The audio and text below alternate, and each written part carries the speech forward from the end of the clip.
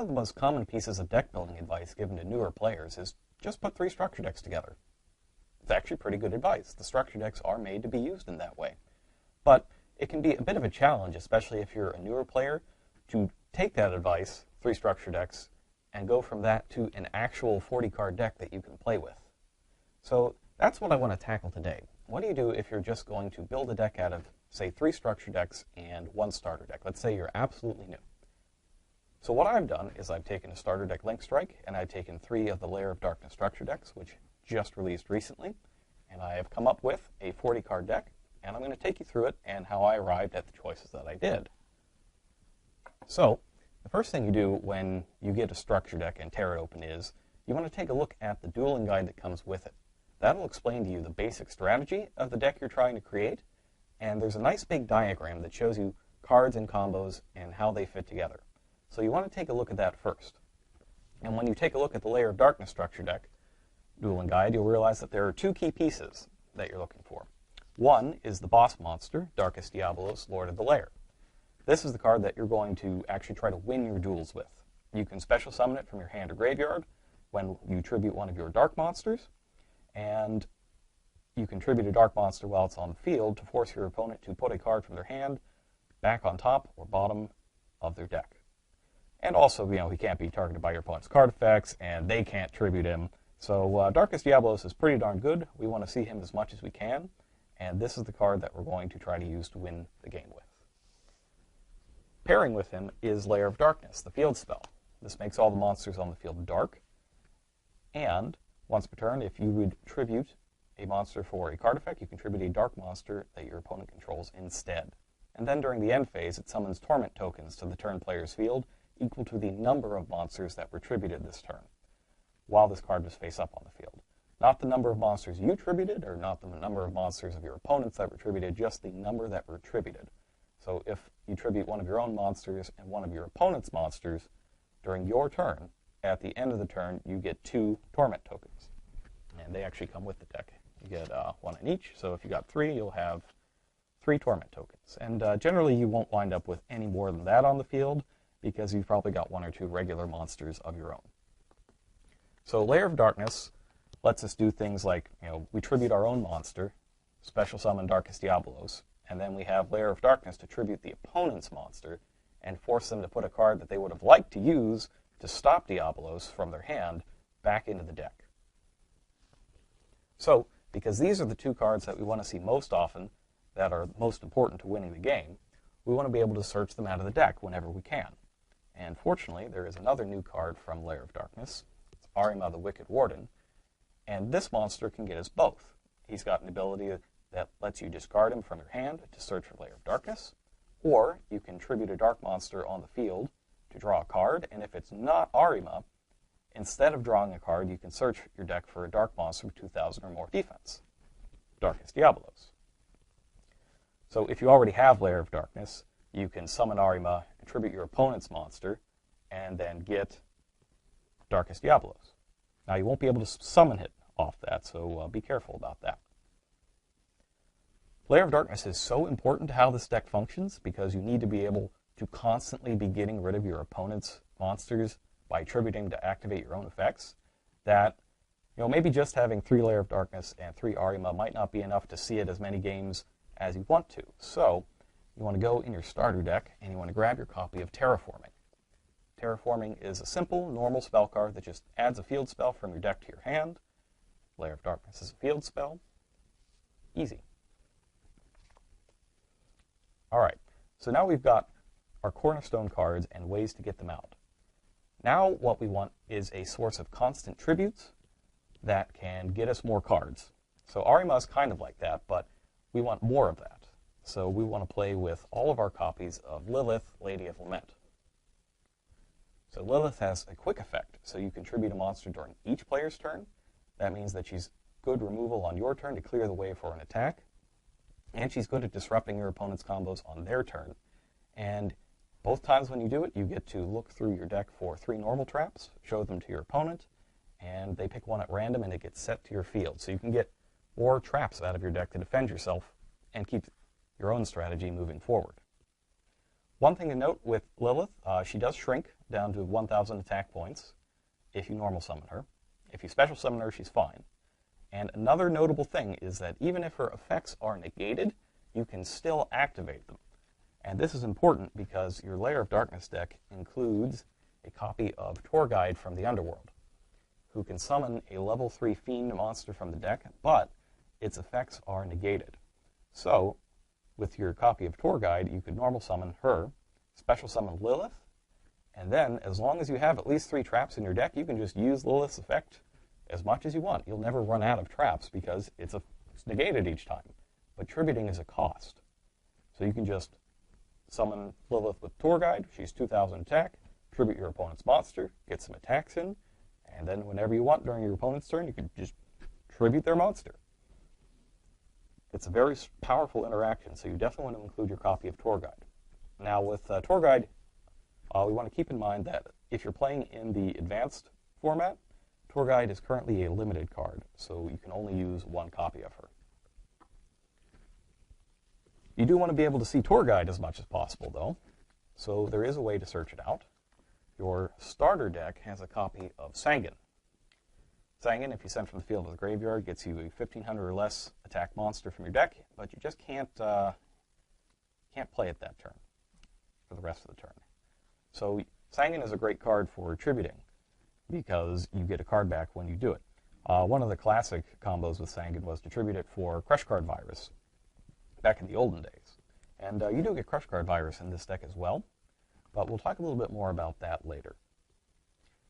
Now, Sangan doesn't have to just get Tour Guide. We want to have a couple more cards that we can search for Sangan. 2 good ones, and these are both from your starter deck as well, are Effect Veiler and Battle Fader. Now, sometimes it can be a little difficult to set up the combos that you're looking for. You want to be able to survive long enough to do that, and Battle Fader's ability to block attacks and end battle phases gives you an extra turn, and being able to use Effect Veiler to interrupt a key part of your opponent's combos is another way to buy yourself more turns to draw into the cards you need. So I definitely play both of these along with Sangan. Now, one of the things that happens when you play this deck, and it might not seem like a problem when you're first thinking about it, is your field can fill up with torment tokens pretty fast. And if you don't have anything to do with them or ways to get rid of a lot of them, it can stop you from doing some of your other plays. So there's a few things we can do about that. Now, from your starter deck, you've got 3 Link monsters. You've got Link Spider, Decode Talker, and Honeybot. Honeybot isn't particularly useful here, but Link Spider is. Link Spider is just made of 1 normal monster, and tokens are all normal monsters. So you could take one of those tokens that you get from Lair of Darkness and just turn it into a Link Spider over here.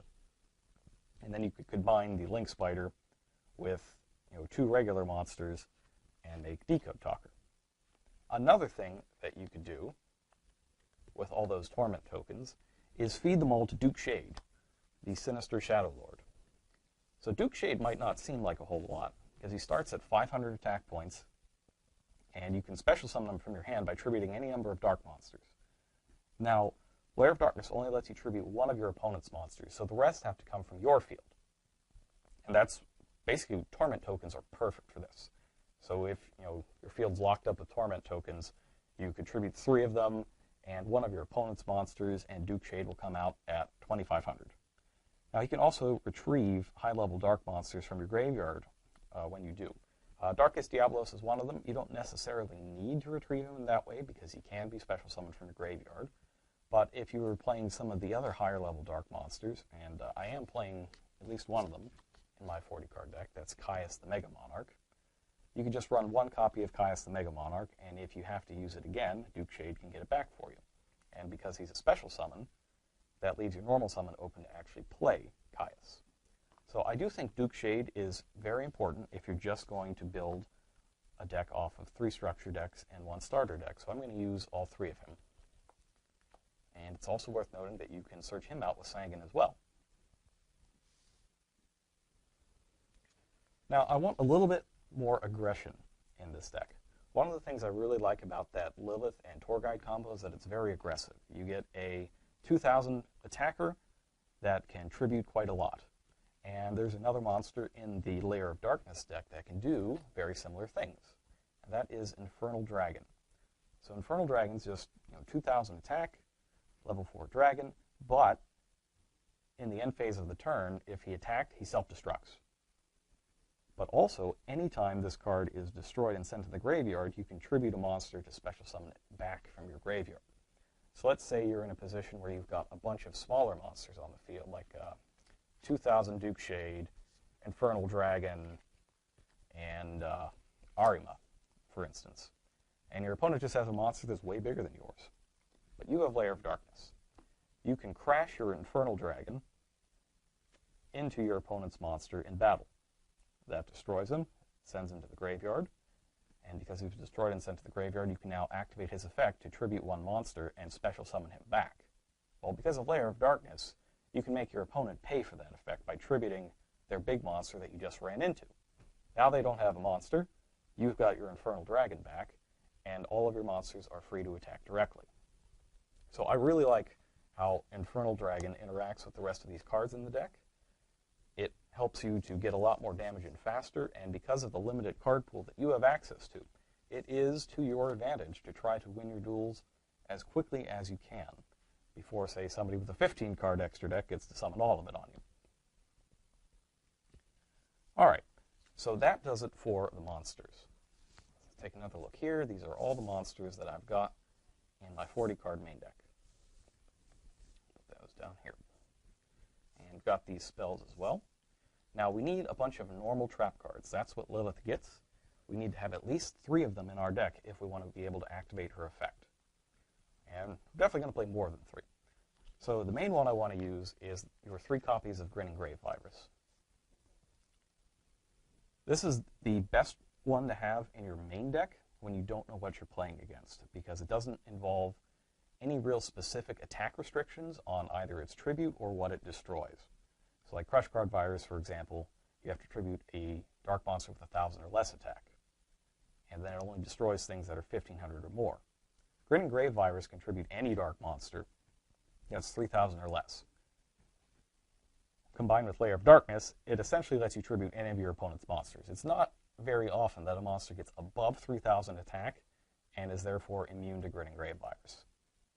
Then, your opponent is very likely to just go in their deck and destroy cards instead of giving up cards from their hand. And that's fine. Just every card that they get out of their deck, which will have its effect, it cannot activate its effects that turn because of Grinning Grave Virus. Every card that they get out of their deck is a card you don't have to deal with. And this is an especially useful card if you can get something with 2,000 or more attack, so you can check your opponent's draws for the next couple turns and get rid of their monsters. In addition to these 3, I've got some standout trap cards from the starter deck that I want to use as well. There's good old Mirror Force, who you might have seen in Yu-Gi-Oh! Reigns over the past few weeks. One of Revolver's new ace cards, Mirror Force. Destroys your opponent's monsters when they attack. It's great for when you need to protect your field of smaller monsters and get in there for one last direct attack. Got Compulsory Evacuation Device. This card is also limited. It's very powerful because it doesn't destroy anything, much like tributing, so monsters that say they can't be destroyed can't avoid this, but it also can be activated essentially at any time, except during the damage step. So it's a very flexible removal option. And then I also want to use Ring of Destruction, which is a lot less flexible. You can only use it during your opponent's turn, and there are other restrictions on its targeting conditions and when you can use it. But this is also a limited card. It's quite powerful. It can get some extra damage in and shorten the game, and it can also just destroy any face-up monster. So this is a pretty powerful effect. Now you don't want to load up on too many trap cards. You do need a bunch of them before Lilith, but the more important thing is that you have a lot of attackers that can hit the field quickly and tribute other monsters. Now, we've established that all of these are good and we want to draw them as much as we can.